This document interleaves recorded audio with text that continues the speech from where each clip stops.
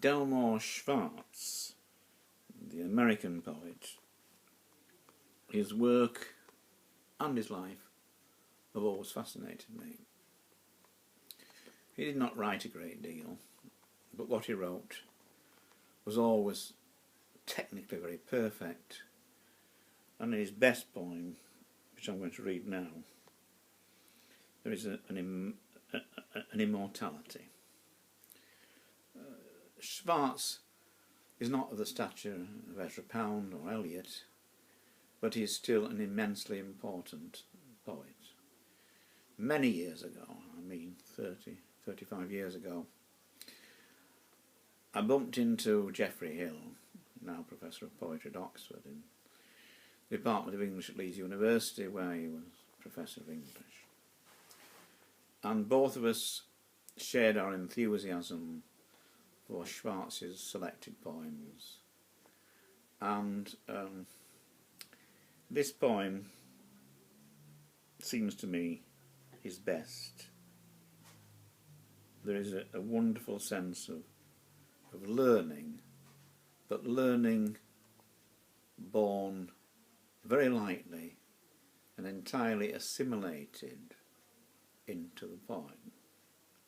It is called All Clowns Are Masked.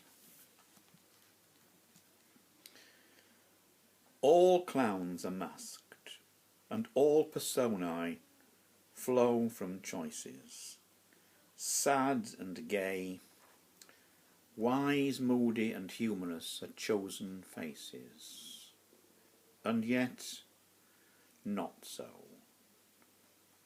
For all are circumstances given, like a tendency to colds, or like blonde hair and wealth, or war and peace, or gifts for mathematics fall from the sky, rise from the ground, stick to us in time, surround us.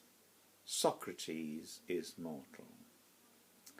Gifts and choices, all men are masked, and we are clowns who think to choose our faces, and we are taught in time of circumstances, and we have colds, blonde hair and mathematics, for we have gifts which interrupt our choices, and all our choices grasped in blind man's buff. My wife was very different after marriage. I practise law, but botany is my pleasure. Save postage stamps or photographs, but save your soul. Only the past is immortal. Decide to take a trip. Read books of travel. Go quickly. Even Socrates is mortal. Mention the name of happiness.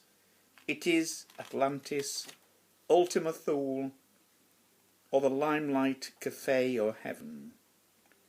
But go quickly and remember, there are circumstances, and he who chooses what is given.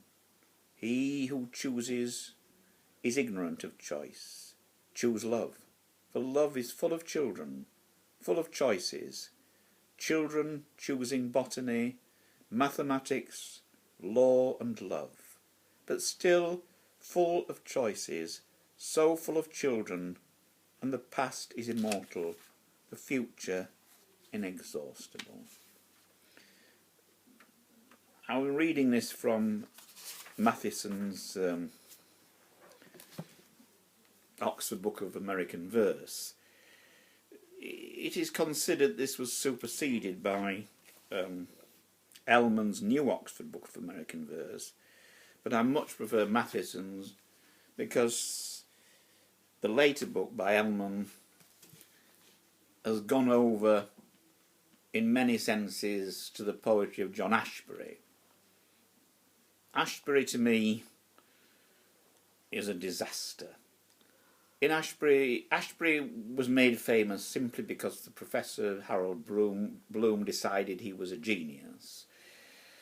I think this was a disastrous decision of Bloom's.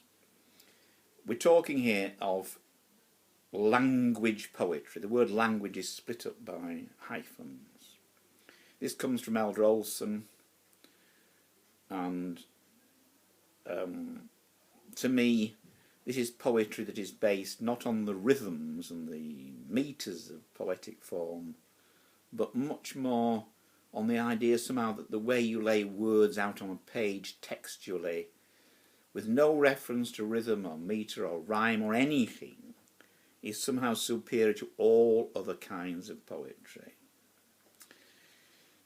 Pound was the greatest of that kind of tradition which preceded language poetry.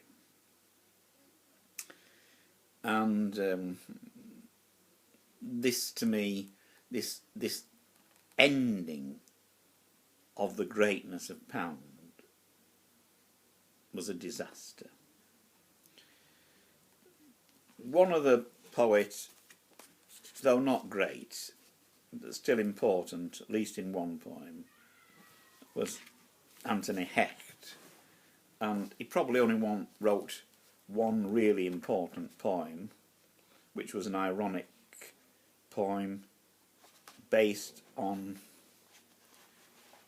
the 19th century English poet Matthew Arnold's The Dover Beach, and it's called The Dover Bitch. And I remember teaching this, with all its ironies, to a class of 10-year-olds in 1967.